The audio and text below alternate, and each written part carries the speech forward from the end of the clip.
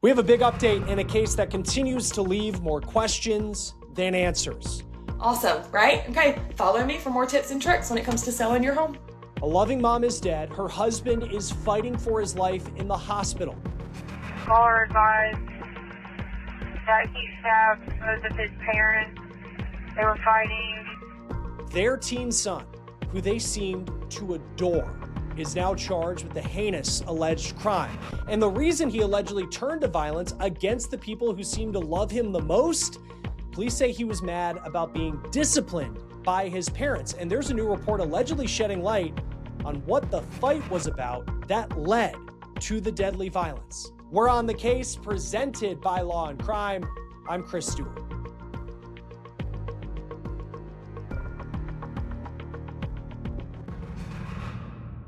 It appears the suspect in this case, who was just 17 years old, lived in a loving home with parents who took care of him.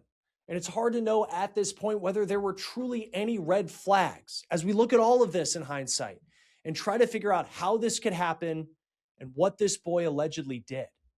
I want to show you this, though.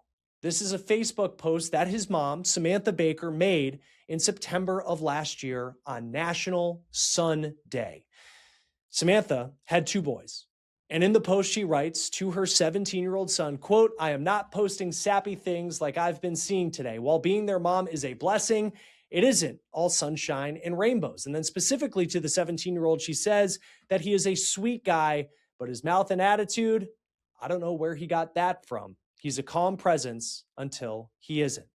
He marches to the beat of his own drum. And just a couple days earlier, that boy had turned 17 years old. And in that post, and this would be her final post to her son as his mom, the final birthday post to him in his 17 years, she writes, "17 years has flown by. You are an amazing person. And yet at the same time, you make my blood boil," with a smile emoji. Now you'll notice that Samantha, she had a sense of humor. It seems that you could say was sarcastic, maybe dry. In March of last year, she posted this, quote, "Raising a teenage boy, 0 out of 10, do not recommend," end quote. And when it's cooking, your house, oh my gosh, it smells so good. Okay. Now, Samantha Baker seemed to live for her children and her family. You can see her at sporting events for her kids and spending time with her husband, a man named Lance. And according to AL.com, he served in the U.S. Army Reserve for more than 26 years, where he is a battalion commander, and he is based in nearby Mobile, Alabama. This family lives in Daphne, Alabama, which is a suburb south of Mobile. And it appears that this family, maybe they lived a simple life, a life that you would consider normal, but that is the life that so many people dream of, to have a family, to have a house, to have a community. On social media, Samantha posted a lot about her family, and she also posted a lot about her day-to-day job as a real estate agent.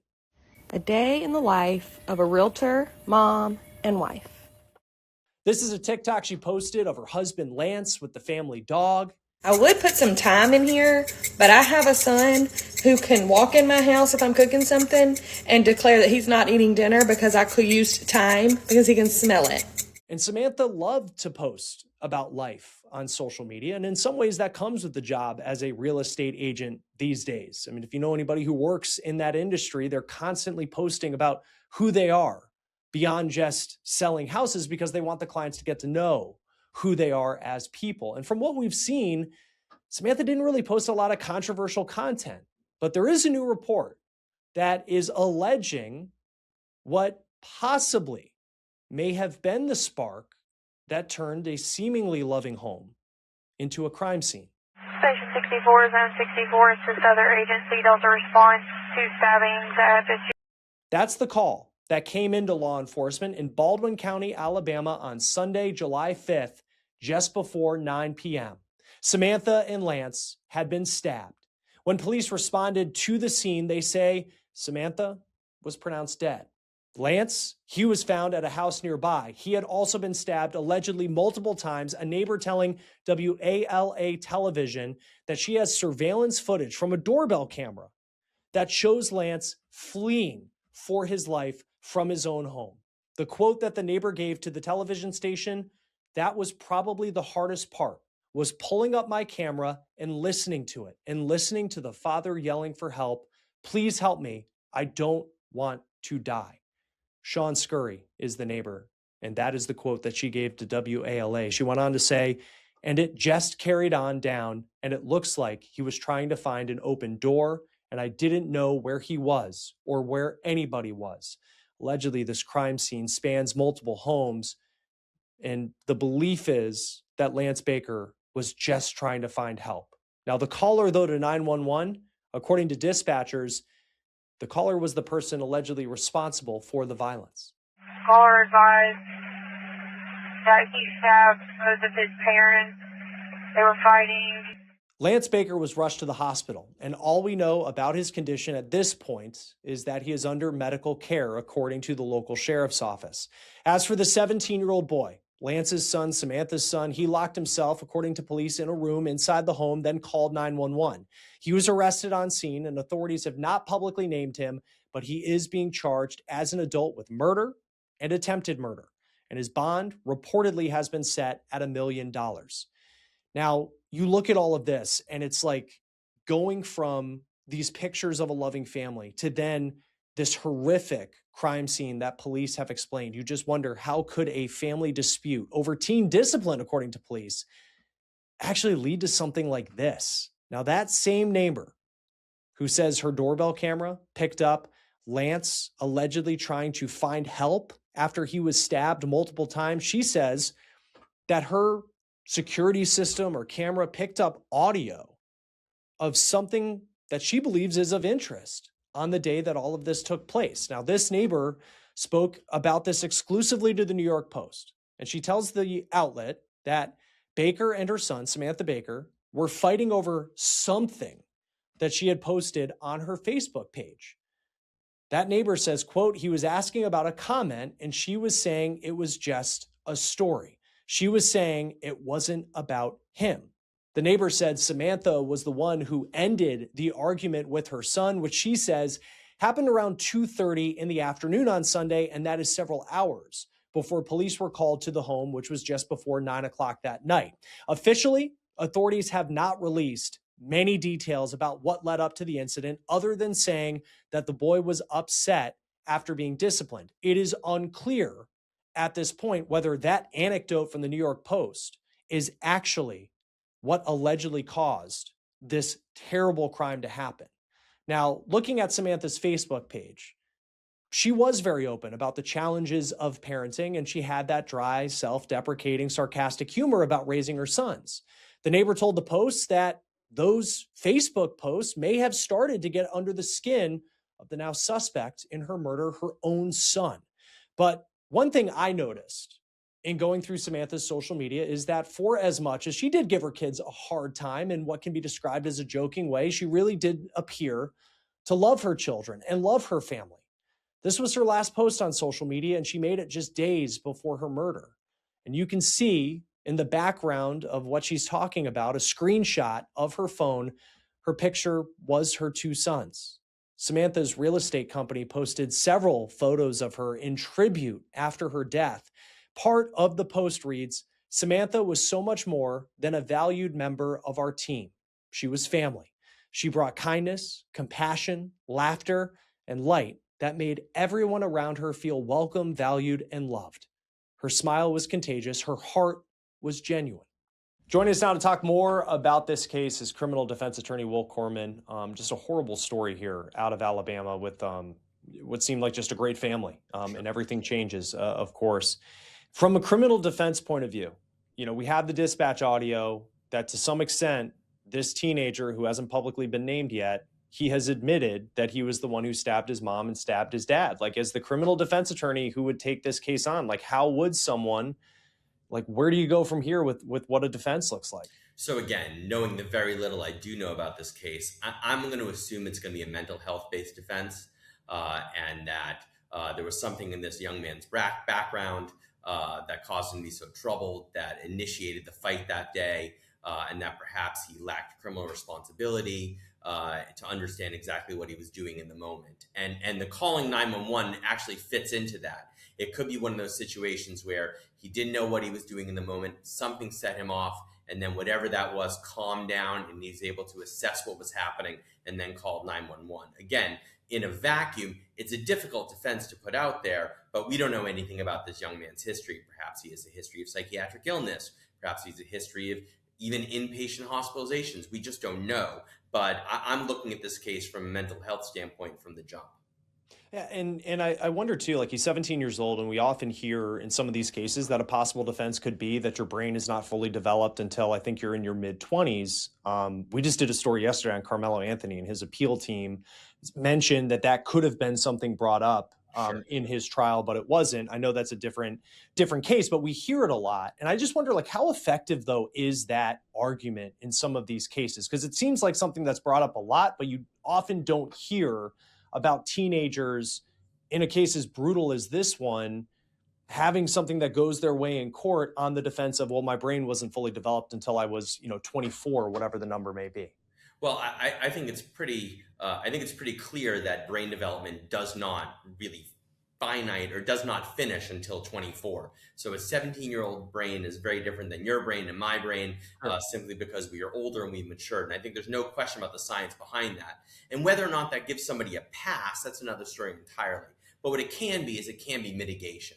So, for example, in this particular set of facts and circumstances, Alabama's a death penalty state. I know it's early on in the case. I don't know if any comments have been made about whether or not, I know they're going to try him as an adult. I don't know how far they're going to go in to that extent, but it may be a mitigating factor, although it may not necessarily exonerate him.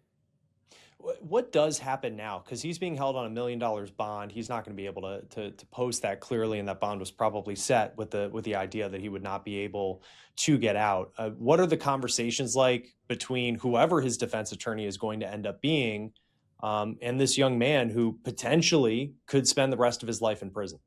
Well, so the first conversation I would have with him is, no one in the jail is your friend. Do not talk to this case about anyone at any time, because everybody out there is looking out for themselves. So keep your mouth shut. If you need to talk to anyone, talk to me and me alone. And then what I would tell him is, we are in for a long slog. There's no way around it. You are going to be incarcerated while this case plays itself out. And then I would tell him that our next step is going to be to have him interviewed by a forensic psychologist. What can those interviews find? Because we don't know if he has been diagnosed with anything. You do look from just what's been reported and based off of her Facebook post, Samantha Baker, maybe he was just a typical 17-year-old, but she talks in kind of a loving way of like, oh, sometimes you make my blood boil. And that's anybody who's had I haven't had a teenager yet, but I'm sure I'll get there. But at the same time, where does it cross the line that as a defense attorney in court, you can present that there were some behavioral issues here going on that could actually help in his defense? Well, again, we would need to dig a little deeper into exactly what that was. I mean, right. I've seen some of those Facebook posts myself. Her saying that you're making my blood boil. We want to know exactly what was going on. If she was able to put that or willing to put that out in the public, who knows exactly how bad things were in the house. So again, a forensic psychologist would do a full interview of this young man to the extent that there was any records or any records to review, school records, psychiatric records, hospitalization records. They would go through all that with a fine-tooth comb. If they had access to it, they'd even want to see what family records were out there. Is there a family history of mental health? Is there a family history of schizophrenia? Is there a family history of bipolar order? Is there a family history of bipolar disorder? Is there anything out there that I, as a defense attorney, can latch on to try to give some sort of explanation as to why this young man committed this horrible crime on the day he did? Yeah, and we do not know for Lance Baker, who is the father, and he is in the hospital suffering from some very serious injuries here. And gosh, you hope that he can pull through, and that can be, and certainly think for the brother of the suspect, to still have his father. But, from, the legal part of it, which I know can be very cut and dry, how does he factor into this, if he is able to survive and talk about what happened on that day? Well, I mean, obviously it's very difficult. I mean, he's going to be in a situation where he's going to have to testify against his own son, who murdered his wife, the son's mom. I mean, that's brutal. It's awful. It's about as bad as it gets. When it comes, though, and I'm speaking more generally here, if you have family members who, and I have no idea how he feels about it, but if there's something along the lines where, from a prosecutor's point of view, maybe he does not want to see his son, certainly the death penalty, if that is something that's even on the table here, if he hopes that his son can one day be rehabilitated and be back in society. I mean, he's accused of as bad a crime as possibly can be imagined. But at the same time, like, how does the input of a victim in a case where the charges are so serious matter? It can. Every prosecutorial body, whether it's a county attorney's office, a state's attorney's office, they do seek victim input. This gentleman will have the opportunity to not only testify at trial, but if a guilty finding enters, will have an opportunity to give a victim impact statement, which hopefully the judge will spend some time listening to. However, the courts and prosecutorial authorities also have an obligation to make sure that society is safe and the community is safe. So even if for some reason, and again, we don't know, but even if for some reason this man thinks that his son should get a lesser penalty than what the state is looking for, what the state's looking for and the protection of society will probably overrule that. And then, I think about, just the chaos that must have played out on that street. And there's just some terrible anecdotes that are out there of a neighbor. And apparently she has caught some of, the father, fleeing for his life. Allegedly, that's caught on video. There's an argument apparently that was had earlier in the day that is, audio recordings. Like, how could those factor into how this case plays out? Because it doesn't seem like the specific moment that we're talking about here where these injuries were inflicted, that is something that's on camera. Well, again, so let's take it backwards first. So as far as the argument goes, again, if the argument is, if the young man is seen in the argument and he is out of control, and he is acting wildly, he's acting uncharacteristically, if he is hallucinating or delusional, all those things would be very helpful for the defense. If, on the other hand, he appears as if he's cold and calculated, and you can absolutely draw a path as to, his deliberateness, that changes things and is helpful for the prosecution. 17 years old, so if this were to go to trial, he'd likely be 18 years old, and legally an adult. But it's pretty quick that Alabama decided that he is being charged as an adult. At least that's what the sheriff's office says. I've seen in cases like in New Jersey, I've been covering one where it took months for a 17-year-old to be legally considered an 18-year-old. What typically, though, goes into the decision across the board about whether or not someone who legally is a minor will be charged as an adult? So every state has different statutes regarding exactly when a person becomes an adult for the terms in terms of criminal conduct. So without knowing exactly where Alabama's is, obviously it's below 18 because they made a decision they were going to charge him as an adult. But a number of factors do go into that. The individual's age, the individual's maturity, and more often than not, especially in the very, very, very beginning, the severity of the crime. And when it comes to, and there's, I think, a case in Pennsylvania recently where a 10 or 11-year-old is being charged as an adult because it was a murder case. Like, is there ever a point where someone is so young when it comes to a charge like murder where someone actually will go through the juvenile system instead of being brought into adult court? Oh, sure. And it does happen. I mean, there are some mechanisms in place in almost every state that if somebody's young enough and really doesn't have the ability to understand what they were doing was wrong, or if there's a compelling argument as to why a person should be charged as a juvenile, they can still be charged as a juvenile. They can be charged with murder as a juvenile, but they can certainly be charged. And then I think you have two victims in this case. Of course, they were married. This all took place inside of a home, but attempted murder, if and hopefully that's all it's weird to say hopefully that's what we're dealing with here, but hopefully this is not a double homicide. We just don't know a lot about the father's injuries at this point. But is this a case that is tried separately, as far as the injuries that happened to the dad, and then you have a murder that's happening to the mom? What would go into deciding whether or not this would be something that would be tried separately? I'm sure it would be tried together, but just typically, why is that the case? If for some reason there was a legal basis to try it separately, in other words, if for some reason the evidence was murkier for one than the other, the prosecution could try to split it into two separate cases. If there was a mental health defense that assisted with one charge but not the other, then the defense would try to have it perhaps split into two separate cases. But you're right. I think the likelihood of this being two separate cases is slim to none. The evidence is the same. The witnesses are the same. The facts and circumstances surrounding it are the same. So I think it's highly unlikely they would split this into two cases. And they also necessarily wouldn't want to for the victim and the victim's family. There's so much that we don't know at this point as far as, and of course there'll be speculation everywhere, but specifically like why this happened, what the argument was about, what the interaction was like between this suspect and his parents. But I also think of the evidence that potentially we know about at this point. You have this 911 call. We haven't heard it yet. You have potentially some video of again, the father fleeing after the fact. How much, when you have like that part of it, I mean, you have potentially a confession on a 911 call, how much do the forensics actually matter? And how do those come into play in this case and it's morbid to talk about, but the amount of stab wounds and some of the, other, very graphic parts of what took place in this community? Well, obviously, part of the reason they charged him as an adult was due to the heinous nature of the crime. In order to get over that threshold, then they're going to have to talk about exactly what the crime was. It obviously wasn't an accident.